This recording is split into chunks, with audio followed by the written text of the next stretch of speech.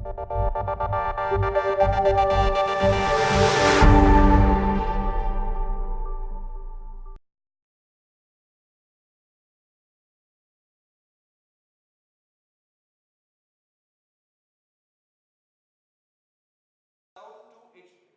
reversal. Now that's the difference in understanding this particular statement. Yes, we have the highest number of patients of diabetes reversal in Mumbai, but also to be looked into this is another aspect that we talk about. I can hear Rajiv already influencing my chairpersons and the organizers. He shifted his place already. So that is called as most people would agree upon. Thank you, Rajiv, for that move. Yeah, just to add, he also had some water at the back. Statement 3. Clinicians should consider de-intensifying pharmacological treatment in patients with type 2 who achieve less than 6.5. Again, to give them the most of the benefit, we need to de-intensify therapy. But the tagline here is, my chairperson, please note, the tagline is, it should be the lifestyle modification that should drive the reduction of HbA1c beyond a certain point and not the drugs if you're taking the patient to diabetes reversal or a tighter control, or if the patient is young and the patient is healthy and the patient agrees for an aggressive control. This is what is the meaning of this particular statement, that where we need to, why we need to de-intensify, and this is where we say that discontinue in some where the A1Cs have fallen to less than 6.5 to less than 5.7, almost into a normoglycemia.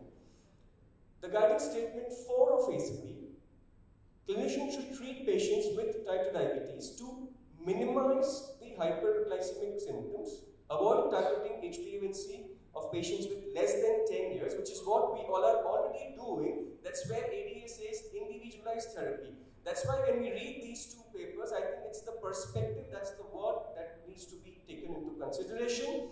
Due to advanced age, whether 80 years or more, maybe for India we can take 70 years or more, residents in a nursing home where they need a help to live their daily issues, chronic conditions like dementia, cancer, end-stage kidney disease, or severe chronic obstructive pulmonary disease or congestive heart failure, because the harms are definitely outweighing the benefits in this population, and that is where the guidance score came in this particular way.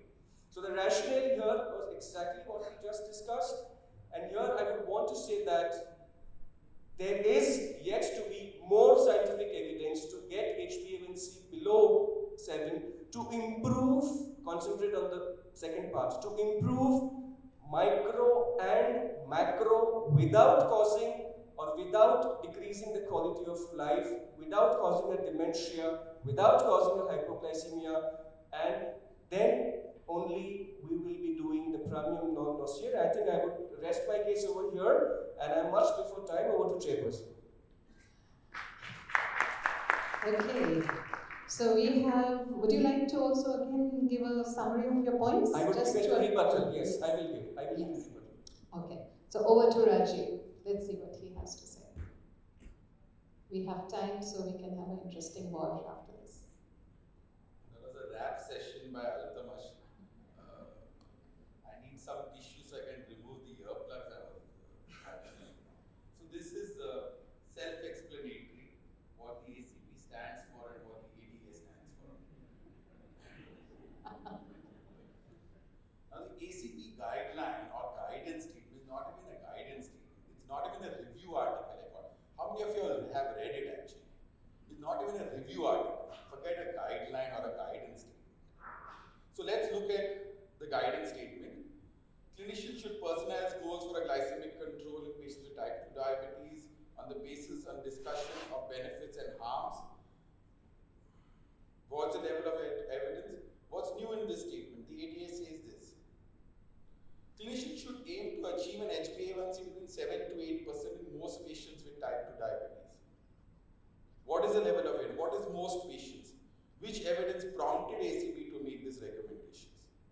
If you look at the ADA recommendation, that providers might reasonably suggest that a more stringent goal for selected individual, if this can be achieved without significant hypo or other effects of polypharmacy. So it's very, very clear what the ADA says. Again, the ACP says we looked at 5 long-term randomized controlled trials. If you look at it, where is the 5th one? Was it a typo error in this ACP guidance statement? They didn't proofread it also properly. Look at what the ADA has all that data, or the ADA 2019 guideline for choosing the A1C target has looked at all these kind of data before they came up with these guidelines. And the most important thing, that what is diabetes? Diabetes is when the microvascular system ticks when the blood sugar goes high, and the A1C is 6.5. The ACP article completely ignored, but we know that when the A1C is about 6.5, the retina starts sticking with the high blood sugar. This was the look on my face and on Altamash's face when he said A1C 7 to 8%. So I'm a clinician. For me, treating patients to goal is extremely important. I need to improve the quality of life, reduce their comorbid conditions, and make them live a healthy life. So the ADA 2019 recommendations has recommended that treatment goals be individualized based on factors both modifiable and non-modifiable, such as age, life expectancy, duration of diabetes, what's the support and comorbid condition. The ADA recommends that a reasonable A1C goal for many non-pregnant adults with type 2 diabetes is less than 7% based on the Accord Advanced VADT and the UKPDS trials. So they recommend a 7%. They also look that the approach to management should look at a lot of patient and disease-related features and not just the glycemic numbers. So in patients who are at very high risk for hypoglycemia, have limited life expectancy or extensive comorbid condition, you could look at something less than 8%. Again, reassessed targets over time based on criteria in older adults. So these are the 4 associations which look at different targets. We are going to look at this, the ADA versus the ACP target of 7 to 8%. Now when we look at an HbA1c, also you need to look at the legacy of the HbA1c. How long has it been over a period of time? It's not a spot thing that one looks at. It's the legacy also of HbA1c. Now when we look at goals, goals are goals, but our best evidence suggests that an A1c level attained and how it is approached is probably the crux of the matter to achieve optimal outcomes. The goal of an A1c less than 7% is fundamentally a tactic to achieve a strategy to minimize the risk of complications while maintaining quality of life. There are a lot of dire consequences to this alternate target of 7 to 8%. Though the whole debate is on type 2 diabetes, I'll take you all back to the DCCT, which is on type 1 diabetes, because type 1 diabetes is a real good medium to actually understand a glycemic strategy, because you don't have much insulin resistance. And if you look at the DCCT, where the contrast between the intensive and conventional was between 7% and 9% over 6 years, the 3-step progression of retinopathy reduced by 76%, the kidney by almost 50%, and neuropathy by approximately 60%. And the follow-up, which is called as the DCCT heading, you found a 50% reduction in nephropathy and almost a 57% reduction in macrovascular events. So in a clear medium like a type 1 diabetes, a glycemic strategy which targets 7 is far, far better than the conventional strategy. And all of you all know the DCCT and the EDIC follow-up. And again, as I said, that there was a 57% risk reduction in what we are actually interested in, the macrovascular events. Now, if you look at the UKPDS, which is on newly diagnosed diabetes, the contrast between the standard and the intensive policy was approximately around 0.9% at the end of 10 years, and we targeted something closer to 7, and meaningfully endpoints, at the end of 10 years of the intensive treatment, we realized that it reduces microvascular complication.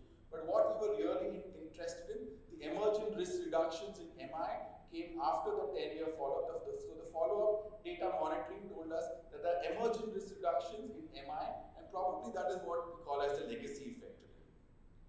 So early intensive, catch them young, control them well, you will get benefit over a period of time. That's what the legacy effect or the molecular mimicry tells us. Now, we also know that as we have good legacy effect, we also have bad legacy effect, which the VADT told us that if you have patients who have actually loaded their gun with long-standing diabetes, with probably coronaries or probably a CKD, and you try to aggressively control them after 10 to 15 years, you will get into a problem. So also we know about the bad legacy. So we build up bad legacy, as Altamash pointed out. Let us keep patients at around 8%, increase their coronary damage, increase the damage in the kidneys, and then probably after 10 years the ACP would have some sense and then say we need to control below 7, and all of that will come crashing down. So ACP does not consider the positive legacy effect of intensive blood sugar control at all. He spoke about Accord. Accord is a cobweb. What did Accord start off with? Accord had no arm in its protocol which looked at less than 7%. They were like cowboys, like Altamashes. They wanted to go below 6%. Go all guns blazing, go down to less than 6%. So that was the whole Accord study. A typical I've gone to one of the centers in Accord in Minneapolis, and this is a typical prescription where you have a basal bolus, you have a GLP-1, you have an SU, you have a metformin, you have a TZD, you have another secretagogue, and you have an alpha glucosidase inhibitor. So the whole thing given to the investigator was add whatever. Even if you had 6.1, add 2-3 drugs, get him down to less than 6%. That is not a strategy which we'll ever use in clinical practice. So actually, polytherapy is extremely illegal, especially when polytherapy, you add on multiple drugs at one time. That's what the Accord study actually did.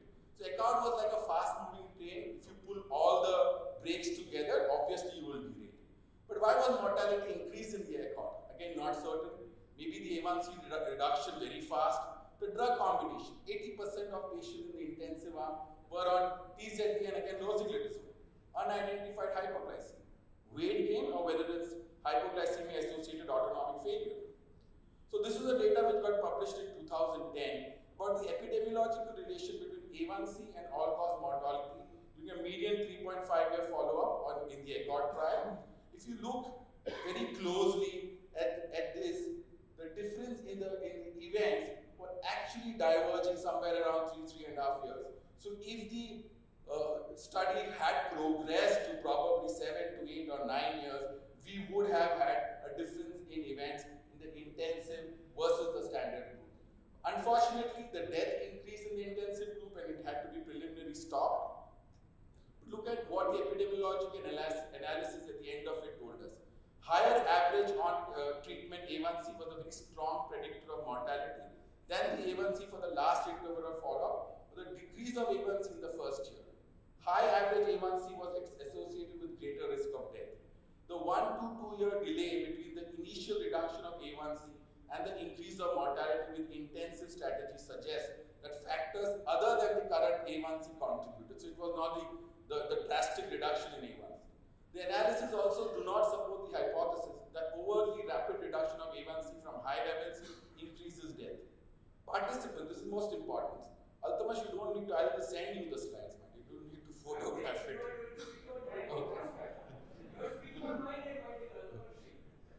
Participants who were unable to reduce A1C after initiation of intensive therapy and continued to have average A1C more than 7% seem to be at greater risk than those with an average A1C less than 7%. So people who were resistant to treatment above 7% were the ones who developed problems. Again, this is data from Matthew Little, the same paper, which tells us on the follow-up there's a steady increase of risk from 6 to 9% with intensive strategy, and it kind of comes together at 7%. So there's an increased risk of mortality with intensive strategy occurred above an HbA1c of 7%. And those patients who were at more than 7% and were resistant to come below were the ones who were actually collapsing and dying. Again, this is an article of BMG in 2010, again saying the same thing, that people who do not respond promptly with a fall in A1C may be more likely to die in the Accord study. This is the EPIC Norfolk study, old study almost 20 years back, which told us that as the A1C quartiles go up, is an important predictor of cardiovascular risk. And above 7%, as you can see, cardiovascular death and all-cause death goes much, much higher as compared to between 5.5 to 6.9. This is another epidemiological analysis which came out last year, published in NEJM, and it looked at what are the relative importance of risk factors for acute MI and stroke. And right up there you can see is glycosylated hemoglobin. Another epidemiological analysis published this year in March 2019 actually looked at how does early glycemic control matters. The slide is really very crowded. So on the y-axis is the years, so it's 1 to 7 years, and on the x-axis is the first year, second year, third year, fourth year, fifth year, sixth year, and seventh year.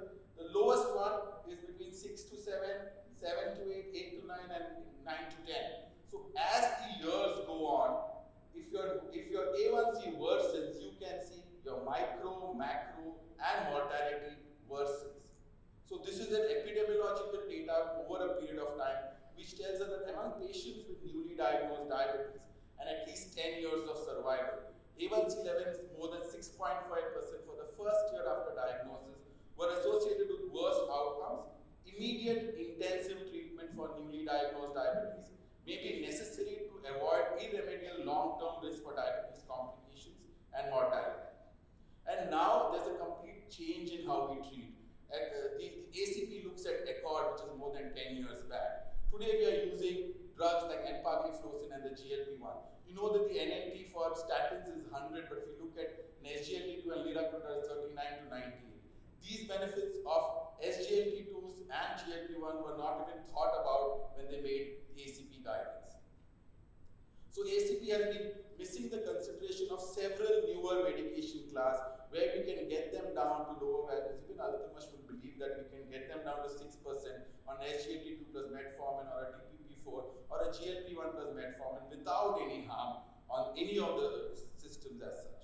So who are the many in the regional A1C goal for many? He spoke about many, most. So who are the many who should come to around 7%? Now this is data from the Carolina Data Warehouse where they have more than 70,000 patients. And if you look at it, approximately 50% of patients from this database have an A1C less than 7%. But if you look at it above, these are all patients in the age group of 30 to 50 who have a very long, the survival of patients at 80 years of age in the US is approximately 8 years, unlike India. So you have these patients who are in this control, and by using certain drugs, you can get them to better control. So you have 49% of patients who can actually get better by using the newer drugs. If you look at patients who are under the age of 50, which is almost 20% of the population, 39% were then on a goal of less than 7%. Now, if you just add on patients who are on no drugs or drugs which does not use a secretagogue or insulin, you could have 41% reach the goal of less than 7%. So it's using the right drug, you can get them to 6.5 and 6 and not cause a problem. And young age group of 50 who have probably a 20-year survival. Again, if you look at women under the age of 50 who could potentially get pregnant, in their database there was 42%. But if you use drugs which do not cause hypoglycemia or just on lifestyle measures, you could put 43% onto a goal of less than 7%. Why can't we do this? Use the right drug. Don't use drugs which cause hypoglycemia. Again, specific to patients who have got. Give me 2 minutes. Altamash had very little data, so I'm taking. Sir, I'm finishing. So, specific to patients, again, if you get them, you can get them 41% to goal. Again, they didn't look at the risk of complication when they made this goal. How about any of, I'm sure there will be diabetics in this population. How many of you all would keep a target of 8%? All of us would like to target of less than 7%. So goals are goals. Our best evidence suggests that A1C level at 10 and how it is approached is very important. You have secretagogues, non-secretagogues, and by using non-secretagogues and insulin, you can get to a goal. So the ACP guidelines are completely senile. They are directionless. They took them 10 years. They looked at ECORD, advanced and VADT data, did not look at the newer guidelines at all. The take-home message is that ATA recommends de-intensification or simplification of complex regimen to reduce the risk of hypoglycemia. If this can be achieved within the individualized A1C target, the key is to individualize A1C target on patient factors, and any de-intensification should not be just based on numbers. It should be based on the presence of severe hypoglycemia and not on numbers. Thank you so much. I stop meeting. So 2 minutes. Dr. Rajiv, if you could just stay on the dais. 2 minutes to Dr. Altamash. And audience, please be ready to vote. Thank you, Chairperson. I think Rajiv forgot what he had to speak, and he actually messed up whatever he spoke. You know, he showed many slides on ADA, but most of his evidences were into the favor of ACP. Now, my first question to audience: for most of our patients, when they achieve HbA1c 6.5, we reduce their treatment, right? ACP ने ये बोला है. First guidance, hold on, Rajiv, hold on. Second thing, when the patient has got heart disease, CKD, cancer, age is less, life expectancy is less, and HbA1c is nearing 7, we reduce the treatment, most of us, yes? Right? 3 साल पहले ACP ने बोला de-intensify करो, AD अभी बोल रहा है, yes? 3 साल पहले ACP ने बोला सिंप्लीफाई करो ट्रीटमेंट, पॉलीफार्मेसी मत करो, जिसको राजीव आज पॉलीगमी बोल रहा है, ACP ने ADA ने अभी बोला. So ACP was right 3 years back, yes? Right? हाँ जोर से बोलिए थोड़ा. I know you all are. Thank you so much. So when it is a yes for all the 4 points, my dear Chairperson and my IDF presidents and Dr. Agarwal and Dr. Neeta, what is the point in debate? It was a debate about perspective. कि ACP क्या बोलता है और ADA क्या बोलता है, ये दोनों नियरली सेम बोल रहे हैं, लेकिन किस पर्सपेक्टिव में, that is what was the point. This is where is my part 1 of rebuttal. Part 2, because I have got 45 seconds more. 5th trial was proactive. It was wearing the correction which he did not show because, you know, he's like that only. 2, he said I am a clinician, but it is the years of experience of that clinician which amounts to such review articles, which again he refuted already in his aspect. And most importantly, the legacy effect, if it is done for some person which is there completely uncontrolled for a long time, if he's already got heart मरा है, kidney मरी है, पैर कहीं और पड़ा है, कहीं और में फोड़ा निकला है, तो उसको हम क्या करेंगे? We will of course give a good quality of life. So as you all have said yes for nearly all the 4 points where the ADA actually said in 2019, बड़े आदमी उम्र वालों को उसके हिसाब से ट्रीट करो, छोटी उम्र वालों को उस हिसाब से ट्रीट करो, HbA1c बहुत अच्छा है तो ट्रीटमेंट को कम करो, और वो यही बोल दिया. पॉलीगैमी बोलने की क्या जरूरत थी? Thank you so much. Thank you. I think we will just have a show of hands. How many for the ACP guidelines? 7 to 8? Oh, that's quite... Okay, so hands up wins for the under 7 ADA guidelines, and we declare the winner. And with this, we conclude this debate. Thank you so much, Dr. Rajiv and Dr. Altamash. Thank you. Thank you so much.